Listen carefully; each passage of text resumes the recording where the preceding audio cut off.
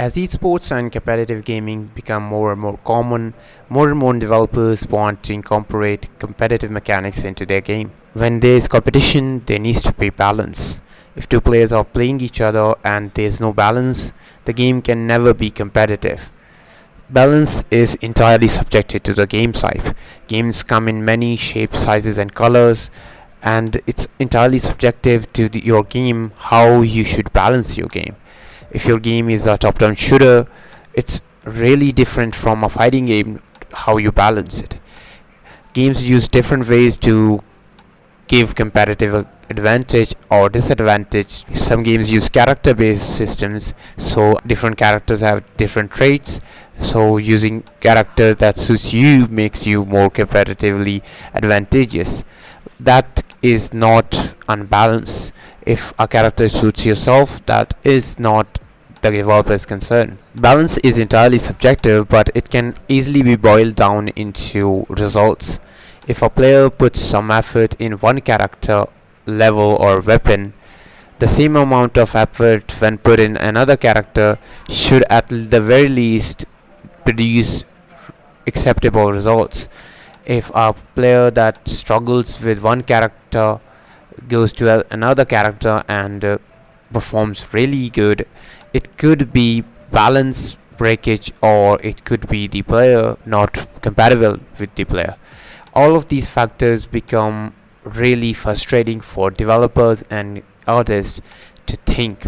If you are not able to determine which is the problem for balancing becomes really hard.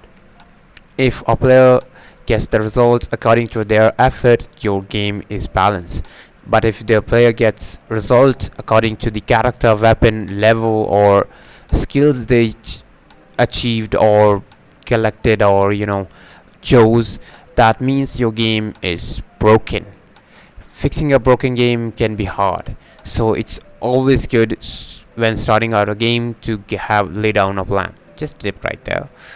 While balancing a game can be sound hard, developers are doing it since the 90s with the competitive games incepted from 90s and even you can say the 80s.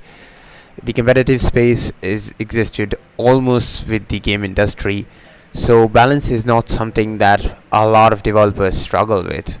What they do struggle with is innovation.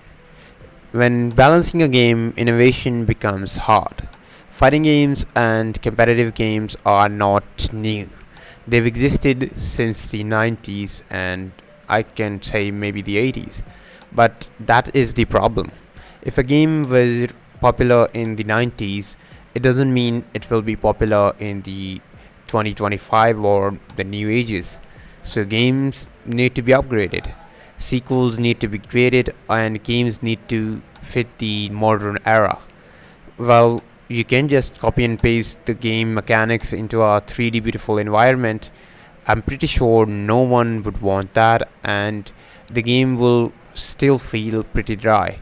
You cannot use the concept of the 90s in the new era. That's why innovation is needed. But balancing comes in the way of creativity. It's a universal problem that if you are trying to balance a game for competitive, using creative leverages is hard. A biggest example I have is Pokemon. Pokemon's fandom is divided into two factions.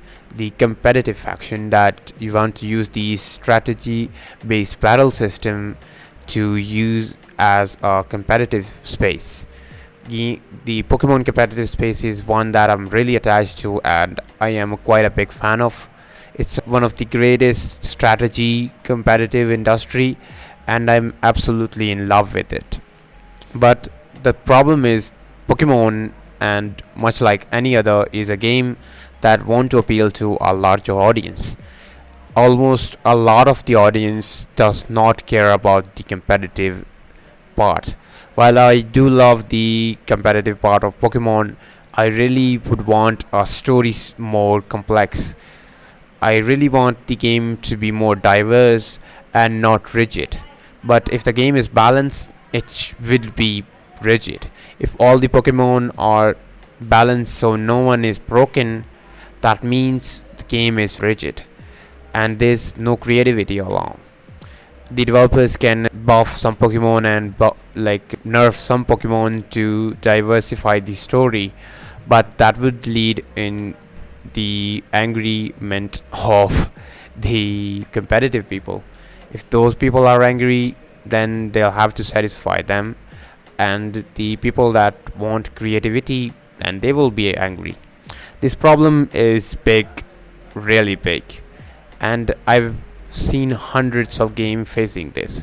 Indie developers often struggle with it. Game studios have massive budgets to conduct studies and researches to better see what their audience want, but indie developers, they are stone broke mostly. So getting this kind of data is always hard. So what should be done? What is the solution to balancing stopping creativity? I think not every problem in this world has a solution that satisfies everyone. The thing is, you'll have to choose.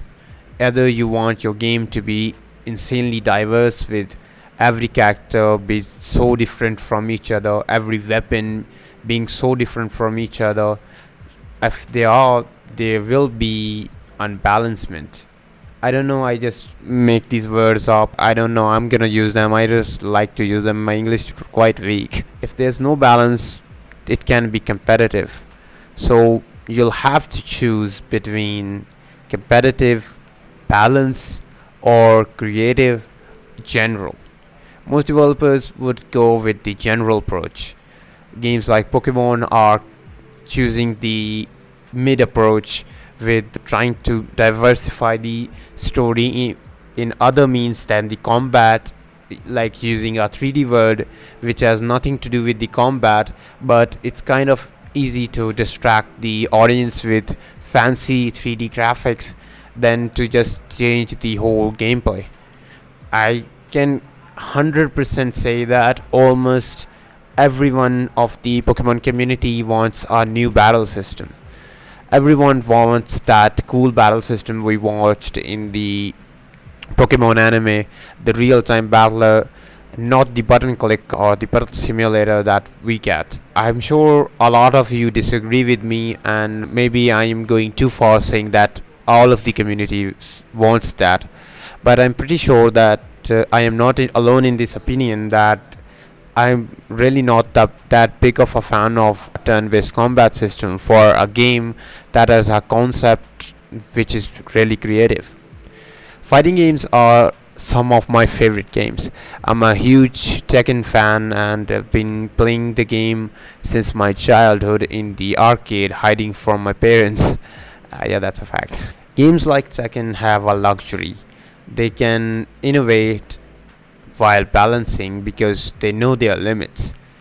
People want Tekken to be balanced as the game is corely focused on competitive. That's the thing I'm trying to say. If you're making a game, you need to make it competitive, then just make it competitive. You cannot achieve both things at the same time. It's the biggest problem that games like Pokemon are facing. They want to appeal to a larger audience, and they are. Pokemon is the possibly the greatest game of all time in terms of money. At the very least, it's earning more money than any game ever. Maybe there are games that earn more than that. I mean, like GTA, but like GTA didn't earn more than that. I don't know. Trust me, I don't have any facts and figures. I just put my thoughts on the table. What I'm trying to say is games are subjective. Balancing is subjective to your game. If you want your game to be competitive, you'll need to balance it really well. But then there's no diversity, there's no creativity. If you want to be so ambitious that every single gaming character in your game has insanely different, then trust me, you have a long road ahead of you. And every game that uses competitive aspects uses cheats, and I can guarantee it.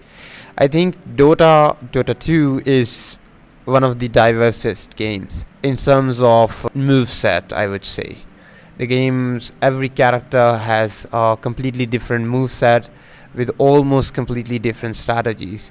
Yet the game is locked in a simple perspective, and it the game can be easily boiled down into damaging the opponent, and that's quite diverse, I would say. Then games like Apex and Valorant use cheats that I would say are true cheats. The game can be easily played without the character system. You can utilize your gaming skills from other FPS and win every game without even using the agent skills in games like Valorant. What I'm trying to say is it's not impossible, but I would say it's not, I would say, recommended you bang your head with everything. You don't need to hold your ego that much. Not everything is possible for everyone. If you're not creating the next Pokemon and you don't have the budget of Nintendo, chances are your game that focuses balance and creativity at the same time will not succeed. Games like Pokemon did not focus on competitive in their start, but yet the community drove the game into competitivity and the developers had to follow. At the end of the video, I would just like to say that competitive games are really nice. I love them. Please